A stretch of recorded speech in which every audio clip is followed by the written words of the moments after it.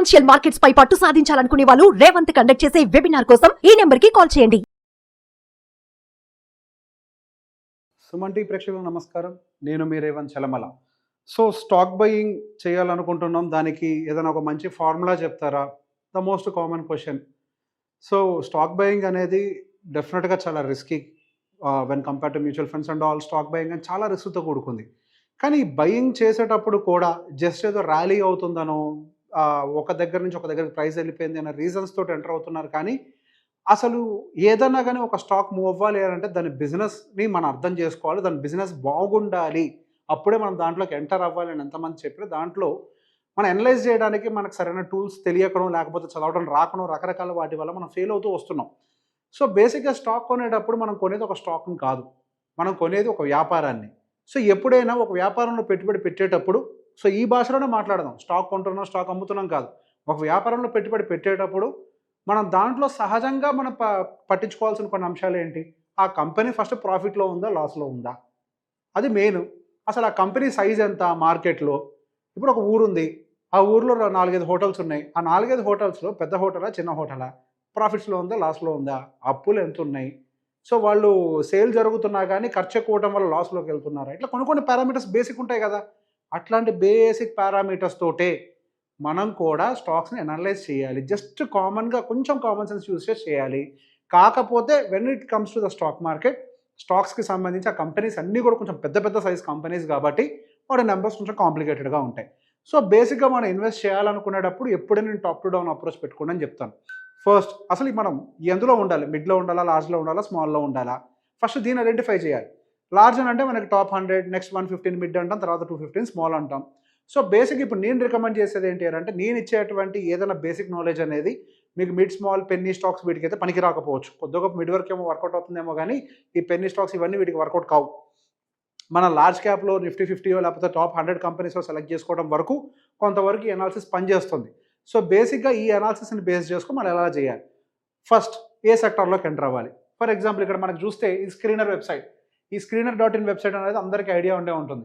So ఈ స్క్రీనర్.in వెబ్సైట్లోకి వస్తే మనం ఏదైనా సెక్టార్లోకి ఎంటర్ అవ్వాలి అనుకున్న తర్వాత మీకు లెఫ్ట్ సైడ్ అనేది బ్రౌజ్ సెక్టర్స్ అనే ఆప్షన్ ఉంటుంది. Aerospace and defence, agri chemicals, ఇట్లా రకరకాలన్నీ ఉంటాయి. ఫర్ ఎగ్జాంపుల్ మీరు ఏదో ఒకటి you can select anything. Like మనకి ఐటీలో కూడా if you can see IT software, IT hardware, ఇవన్నీ కూడా సపరేట్గా ఉన్నాయి. ఐటీలోకి ఎంటర్ అవ్వాలనుకుందాం. ఐటీలోకి ఎంటర్ అయిన తర్వాత సహజంగా చూసేది ఏంటి? ఇందాక మనం అనుకున్నట్టుగా అసలు ఆ మార్కెట్లో వాళ్ళ సైజ్ ఎంత. మన ఊర్లో ఏదైనా బిజినెస్ కొంటున్నామని అంటే వాళ్ళు ఎంతవరకు ఏ సైజులో ఉన్నారు, వాళ్ళు ఎంత పెద్దవాళ్ళు వాళ్ళు అనేది చూస్తాం. సో ఫస్ట్ ఉండే కాలంలోనే మీకు అవన్నీ కూడా దాదాపు కనిపించేస్తాయి. ఇక్కడ థర్డ్ కాలంలో మార్కెట్ క్యాపిటలైజేషన్ అంటే, సో బేసిక్గా వాళ్ళ విలువ ఎంత ఒక రకంగా చెప్పాలి అంటే మన భాషలో. సో బేసిక్ ఈ మార్కెట్ క్యాపిటలైజేషన్స్ అనే ఎఫిషియన్సీ ఇది దాదాపుగా మనకి టీసీఎస్, ఫస్ట్ టీసీఎస్ వచ్చేసరికి సుమారుగా మనకి 15,000 కోట్లకు ఉంది. సో ఆల్మోస్ట్ మనకి హెచ్డిఎఫ్సి, రిలయన్స్ తర్వాత one of the biggest companies TCS. దాని తర్వాత వచ్చేసరికి ఇన్ఫోసిస్, ఎస్సీఎల్, విప్రో, ఇట్లా రకరకాల కంపెనీస్ అన్నీ ఉన్నాయి. ఈ కేటగిరీలో ఎన్ని కంపెనీస్ ఉంటాయో అన్ని కంపెనీస్ వస్తాయి, నెక్స్ట్ కొట్టుకుంటూ వెళ్తూ వస్తూనే ఉంటాయి. సో బేసిక్గా మనం సాధ్యమైనంత వరకు మరీ ఎక్కువ వాటికి వెళ్ళకుండా ఈ టాప్ కార్నర్లో ఉండే 10-15 వాటిల్లోనే సెలెక్ట్ చేసుకొని ఆ కంపెనీస్లోకి ఒక్కసారి ఇంటర్నల్గా వెళ్ళి చెక్ చేసుకునే ప్రయత్నం చేయండి. ఆ టీసీఎస్ మీద క్లిక్ చేస్తే మీకు మంచి ట్యాబ్ ఓపెన్ అవుతుంది. వాళ్ళ మార్కెట్ ప్రైస్ ఎంత, అసలు వాళ్ళ స్టాక్ పిఈ అంటే ప్రైస్ టు ఎర్నింగ్స్. ఈ ప్రైస్ టు ఎర్నింగ్స్ అంటే ఏంటి? మనం ఒక స్టాక్ను కొనేటప్పుడు ఎంత ఎక్కువ వాల్యుయేషన్ పెట్టి కొంటున్నాం, అది సంపాదించే ₹1 మనం దాదాపుగా ₹32 ఎక్స్ట్రా పేజెస్ కొంటున్నాం అనేది చెప్తుంది ఈ స్టాక్ పిఈ ఒక రకంగా. సో బేసిక్గా ₹32 చాలా ఎక్కువ ప్రైస్ కదా అని అంటే మనం దాంతోనే డిపెండ్ అయిపోకూడదు. ఎందుకంటే బేసిక్ ఐటీ కంపెనీస్కి సంబంధించిన యాక్చువల్ పిఈ ఎక్కడ ఉంటుందో చూడాలి. ఐటీ కంపెనీస్కి ఒక రకమైన ప్రైస్ టు ఎర్నింగ్స్ ఉంటాయి, ఆయిల్ అండ్ రిఫైనరీకి ఒక రకంగా ఉంటాయి, ప్రైవేట్ బ్యాంక్స్కి ఒక రకంగా, పబ్లిక్ బ్యాంక్స్ అన్ని ఒక రకంగా. సో బేసిక్ ఒక్కొక్క దానికి ఒక్కొక్క ప్రైస్ టు ఎర్నింగ్స్ ఉంటాయి. దాని యావరేజ్గా ఉందా లేదో చూడాలి. అది ఎక్కడ చూడాలని ఎక్స్ప్లెయిన్ చేస్తా. దాంతోపాటుగా దాని బుక్ వాల్యూ ఎంత. సో బేసిక్ ఇప్పుడు మనకి టీసీఎస్ అక్కడ దాదాపు ₹4,274 దగ్గర ఉంటే దాని అసలు నికర విలువ, దాని నికర విలువ ఎంత అంటే 281. సో కంపెనీ ఒక షేర్ యాక్చువల్ వాల్యూ ₹281. ఈ ₹281కి మన ఎక్సెస్ ఆల్మోస్ట్ ఎంత, 20% అనుకుంటా, 20 టైమ్స్ అనుకుంటా పే చేసి కడుతున్నాం. ఎందుకు? ఆ కంపెనీ అంత గ్రో అవుద్ది ఫ్యూచర్లో అనేది. అదేంటి మనం ఏదో గాల్లో రేట్ ఎస్టిమేట్ చేసి కొనాల్సి వస్తుందని అంటే, బేసిక్ గాల్లో రేట్ ఎస్టిమేట్ చేసే మనం వ్యాపారాన్ని కొంటాం, భూముల్ని కొంటాం. ఒక భూమిని కొంటున్నాం అని అంటే మనం ఏమి రిజిస్టర్డ్ వాల్యూ ఇచ్చి డబ్బులు ఇచ్చి కట్టాం కదా. మార్కెట్లో ఏ రేట్ ఉందో ఆ రేట్ అంటాం. రిజిస్ట్రేషన్ వాల్యూ ఒకటి ఉంటుంది. Registration value is the actual price. మనం ఏదైతే ఎక్స్ట్రా కడుతున్నామో అది గాల్లో ప్రైజే. ఇన్ ద సేమ్ వే మనకి ఆ మార్కెట్లో దానికి ఉండే డిమాండ్ని బట్టి దాని ప్రైస్ టు బుక్ అనేది చాలా ఎక్కువగా ఉంటుంది. సో దాన్ని మనం ఆ బుక్ వాల్యూతో కంపేర్ చేస్తే, దాని కరెంట్ ప్రైస్తో కంపేర్ చేస్తే దాని బుక్ వాల్యూ ఎప్పుడైనా తక్కువగానే ఉంటుంది. సో బేసిక్ ఈ రెండింటిని మనం చెక్ చేసుకుంటాం కదా, ఈ రెండింటిని చూసాం ఓకే. సో ఇప్పుడు అది ప్రైస్ టు ఎర్నింగ్స్ అనేది ఆ ఐటీ ఇండస్ట్రీ యావరేజ్ కంటే ఎక్కువగా ట్రేడ్ అవుతుందో తక్కువగా ట్రేడ్ అవుతుందా, అది కూడా ఇంపార్టెంట్. ఆ స్క్రీనర్ వెబ్సైట్లోకి వస్తే మీకు కిందే చార్ట్ కనిపిస్తుంది. ఆ చార్ట్లో మీరు మ్యాక్స్లోకి వెళ్ళి ఇక్కడ మీరు పిఈ రేషియో పెట్టుకుంటే ఇఫ్ యూ కెన్ సీ ఇక్కడ మీకు మ్యాక్సిమం జనవరి 2006 నుంచి జాన్ 2024 వరకు మొత్తం డేటా కనిపిస్తుంది కదా. సో యావరేజ్ ఈ స్టాక్కి సంబంధించిన పిఈ ఎక్కడ ఉంటుంది అని అంటే the medium PE 24. But still మనకి ఇంకా అది కరెంట్ పిఈ మాత్రం కొద్దివరకు ఎక్కువగానే ట్రేడ్ అవుతుంది. మార్కెట్లో ఉండేటువంటి అంటే యావరేజ్ దాని పిఈ కంటే ఎక్కువగానే ఉంది. That doesn't mean company is bad. ఈ ఒక్కదాంతో దాన్ని జడ్జ్ చేయాలంటే లేదు. ఇప్పుడు పిఈ అనేది పెరగదానంటే మనం ప్రీవియస్ ఇయర్స్తో కంపేర్ చేస్తే దాని యావరేజింగ్ పెరుగుతుంది. ఎందుకు? కంపెనీల యొక్క ఆదాయం కూడా పెరుగుతాయి కాబట్టి. కంపెనీ యొక్క ఆదాయాలు పెరుగుతాయి కాబట్టి ఎంత పర్సెంటేజ్ తోటి 15%, 20%, 30% వాటి గ్రోత్ను బట్టి పిఈ రీఅడ్జస్ట్ అవుతుంది. సో కళ్ళు మూసుకొని ఇది ఒకటే పారామీటర్ కాకుండా సో బేసిక్గా ఇది ఒక పారామీటర్, మరి టూ మచ్గా డీవియేట్ అవుతుందా లేకపోతే స్లైట్ డీవియేషనా. సో బేసిక్ ఇక్కడ ఏంటి, మనం ఒక 25 దగ్గర యావరేజ్ ఉంది కదా, సో ±5 or 6 దగ్గర మనం దాన్ని ఫెయిర్ వాల్యూ అంటాం. దీని అబోవ్ ఉంది అనగానే అది ఓవర్ వాల్యుయేషన్ కాదు.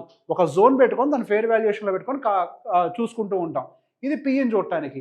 అదేవిధంగా మనకి ప్రైస్ టు బుక్, ఈ ప్రైస్ టు బుక్ కూడా అంటే మన యావరేజ్గా దాని యావరేజ్తో కంపేర్ చేసి ఎంత ఎక్కువ రేటు బట్టి కొంటున్నాం. So when compare to that median దాని ప్రైస్ టు బుక్ యాక్చువల్గా 9.4లో ఉండాల్సింది ఇప్పుడు దాదాపుగా 15 వరకు వెళ్ళినట్టుంది. సుమారుగా 15 or 18 వరకు వెళ్ళింది, 15 times.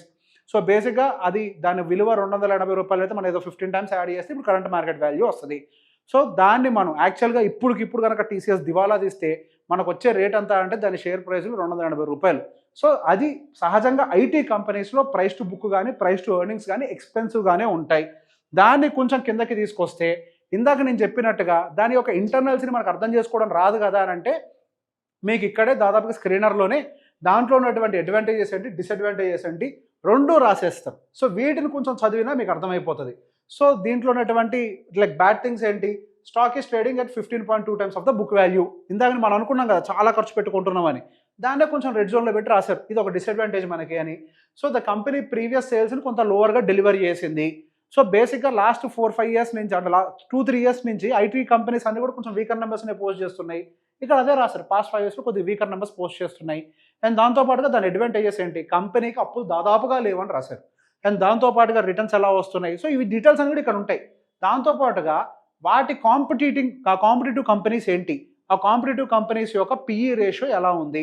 మన టీసీఎస్ ఏమో 32లో ఉంటే ఇన్ఫోసిస్ ఏమో 28గానే ఉంది. అదేవిధంగా విప్రో అయితే 25గా ఉంది. సో అలానే దాని పియర్ కాంపిటీషన్స్, దాని కాంపిటేటివ్ కంపెనీస్ అన్నీ కూడా వాటికి సంబంధించిన డీటెయిల్స్, వాటి మార్కెట్ క్యాప్ ఎంత, డివిడెండ్ ఈల్డ్ ఎంత వస్తున్నాయి. డివిడెండ్ ఈల్డ్ అని అసలు పట్టించుకోకండి, ఎందుకంటే ఎప్పుడు చాలా కంపెనీలు డివిడెండ్ ఈల్డ్ సరిగ్గా ఇవ్వవు, 1% 2% లోపలే ఉంటాయి. ఈ కాలమ్ని ఎక్స్క్లూడ్ చేసేసి వాటి ప్రాఫిట్స్ పెరుగుతున్నాయా లేదా అండ్ వాటి యొక్క మార్కెట్ క్యాపిటల్ సైజ్ ఎంత ఉంది, వాటి పిఈ రేషియోస్ అనేది మాత్రం డెఫినెట్గా చూడాల్సిన అంశం. అండ్ దాంతోపాటుగా మన క్వార్టర్లీ రిజల్ట్స్ అంతా అంటే మనం లాంగ్ టర్మ్లో ఇన్వెస్ట్ చేసేటప్పుడు డెఫినెట్గా మనం కొంచెం క్వార్టర్లీ రిజల్ట్స్ని కూడా గమనించాలి. ఎందుకనంటే కన్సిస్టెన్స్ గ్రోత్ ఉందా లేదా. దాంతోపాటుగా ఆపరేటింగ్ ప్రాఫిట్, ఇది చాలా ఇంపార్టెంట్ మనకి. ఆపరేటింగ్ ప్రాఫిట్ అనేది ఎలా పెరుగుతోంది, సో దీన్ని కూడా మనం కంపేర్ చేయాలి. ఇఫ్ యూ కెన్ సీ మనకి ఆపరేటింగ్ ప్రాఫిట్ అనేది దాదాపుగా జూన్ 2023లో బాగా డ్రాప్ అయింది. There could be different reasons, expenses పెరుగుతాయి. ఎందుకు వాళ్ళ ఆపరేటింగ్ ప్రాఫిట్ తగ్గింది అంటానికి కూడా ఎక్స్పెన్సెస్ దగ్గర ప్లస్ సింబల్ ఉంటుంది. ఆ ప్లస్ సింబల్ని చూస్తే మీకు అర్థమైపోతుంది. ఎంప్లాయీ కాస్ట్ పెరిగింది, పర్టికులర్గా ఎప్పటి నుంచి పెరిగింది ఎంప్లాయీ కాస్ట్, జూన్ సెప్టెంబర్లో 59% ఎంప్లాయీ కాస్ట్ పెరిగింది. సో 59% ఎంప్లాయీ కాస్ట్ ఉండటం వల్ల వాళ్ళకి డెఫినెట్గా కొంచెం వరకు ఆపరేటింగ్ ప్రాఫిట్ కట్ డౌన్ అయింది. కాకపోతే ఆ జూన్ తర్వాత నుంచి మళ్ళీ రివైవ్ అవుతూ కొద్దిగా పెంచుకునే ప్రయత్నం చేస్తున్నారు వాళ్ళు ఆపరేటింగ్ ప్రాఫిట్ని. సో బేసిక్ ఈ ఆపరేటింగ్ ప్రాఫిట్ అనేది పెరగాలి అని అంటే వాళ్ళకి ఆర్డర్స్ కూడా ఆపరేటింగ్ ప్రాఫిట్ పెరగాలంటే ఆర్డర్స్ పెరగాలి. ఎంప్లాయీస్ అనేది వాళ్ళు ఫిక్స్డ్గానే ఉంటారు. సో వాళ్ళకి ఆర్డర్స్ కూడా పెరుగుతున్నాయా లేదా అనేది కూడా మనకి టోటల్గా ఈ డేటాలో చెక్ చేసుకోవచ్చు. దాంతోపాటు వాళ్ళ ప్రాఫిట్స్ అనేవి ఎంతవరకు పెరుగుతున్నాయి. ప్రాఫిట్స్ అనేది అంటే నెట్ ప్రాఫిట్ అని అంటే మనకి ట్యాక్సెస్ అన్ని పోను. సహజంగా ఏం చూస్తామని అంటే మనం కేవలం ప్రాఫిట్స్ బిఫోర్ ట్యాక్స్ చూస్తాం. దాంతోపాటుగా మనం ప్రాఫిట్ ఆఫ్టర్ ట్యాక్స్ కూడా గమనించాలి, ఎందుకంటే ఇక్కడ ట్యాక్స్ వేరియబిలిటీ ఉంటుంది. సో బేసిక్ ఒక కంపెనీ ర్యాలీ అవ్వాలి అని అంటే ఈ ట్యాక్స్ తగ్గిన కంపెనీ ర్యాలీ అవ్వడానికి అవకాశం ఉంటుంది, ఎందుకు నెట్ ప్రాఫిట్ పెరుగుతుంది కదా. సో నెట్ ప్రాఫిట్ పెరగడానికి అది కూడా అవకాశం ఉంటుంది. కాబట్టి యూ కెన్ సీ దట్ మీరు గమనిస్తే కొన్ని క్వార్టర్స్ నుంచి వీకర్ నెంబర్సే వస్తున్నాయి. ఎందుకనంటే ఐటీ సెగ్మెంటే లోగా ఉంది. సో ఇట్లా బేసిక్గా you will have like different datas. అక్కడేమో క్వార్టర్లీ చూసాం, ఇక్కడేమో ఇయర్లీ చూసాం. ఇయర్లీ దాని గ్రోత్ ఎట్లుంది, క్వార్టర్లీ ప్రాఫిట్స్ ఎంత ఉన్నాయి, నెట్ ప్రాఫిట్స్ ఎంత ఉన్నాయి, ఆపరేటింగ్ ప్రాఫిట్స్ ఎంత ఉన్నాయి, ఇవన్నీ కూడా డీటెయిల్డ్గా మీకు ప్రతి ఒక్కటి ఇక్కడ కనిపిస్తుంది. దీని టోటల్ సమరీ, ఆ నెంబర్స్కి సంబంధించిన టోటల్ సమరీ కూడా ఒక రకంగా మీకు ఇక్కడ కనిపిస్తుంది. సో కాంపౌండ్ ప్రాఫిట్ ఎంత స్పీడ్తో గ్రో అవుతుంది, లాస్ట్ 3 years ఎంత, 5 years ఎంత, 10 years ఎంత, అదేవిధంగా స్టాక్ సిఏజిఆర్, ఆ స్టాక్ ఎంత సిఏజిఆర్ని డెలివరీ చేస్తుంది. సో లాస్ట్ 5 years దాని యొక్క రిటర్న్స్ చాలా వీకర్గా ఉన్నాయి, మేబీ 1 yearలో కొద్దిగా ఇచ్చింది. సో రిటర్న్ ఆన్ ఈక్విటీ ఎలా ఉంది, ఈ పర్సంటేజెస్ అన్నీ కూడా ఈ కన్సాలిడేటెడ్ డేటా మొత్తాన్ని కింద మీకు ఇచ్చేస్తారు. సో బేసిక్గా మనం కష్టపడి దాన్ని అనలైజ్ చేయడం నాకు రాదు అని టెన్షన్ పడనవసరం లేదు. సో ఏవైతే డేటాస్ మీకు కంఫర్టబుల్గా ఇందులో ఉంటాయో వాటిని చదివే ప్రయత్నం చేయండి. 1-2 సార్లు చదివితే డెఫినెట్గా అర్థమవుద్ది. 1-2 సార్లు ఫెయిల్ అవుతామేమో, కానీ 3వ సారి సక్సెస్ అవుతాం. అది అర్థమయ్యేదాకా పెద్ద అమౌంట్స్ ఇన్వెస్ట్ చేయకుండా చిన్న అమౌంట్స్ని వీటిని చదివి చిన్న అమౌంట్స్ ఇన్వెస్ట్ చేయడానికి ట్రై చేయండి. పెద్ద అమౌంట్ బెట్ చేస్తే మన అనాలిసిస్ రాంగ్ అయితే సమ్టైమ్స్ ఫెయిల్ అవుతాం. సమ్టైమ్స్ మనకు అక్కడ అనాలిసిస్ కరెక్ట్ అయినా కానీ మార్కెట్ డిఫరెంట్గా రియాక్ట్ అవ్వచ్చు. సో ఒకేసారి పెద్ద అమౌంట్స్ కాకుండా చిన్న అమౌంట్స్ తోటి అక్కడ వచ్చేటువంటి రిజల్ట్స్కి అనుకూలంగా ఇన్వెస్ట్మెంట్ పెట్టే ప్రయత్నం చేస్తే అప్పుడు మనం ఒక స్టాక్ను కాదు వ్యాపారాన్ని కొంటున్నాం అన్న పద్ధతిలోకి ఎంటర్ అవుతాం. ఈ వీడియో కనుక మీకు నచ్చినట్లయితే లైక్ చేయండి, షేర్ చేయండి. Thank you very much.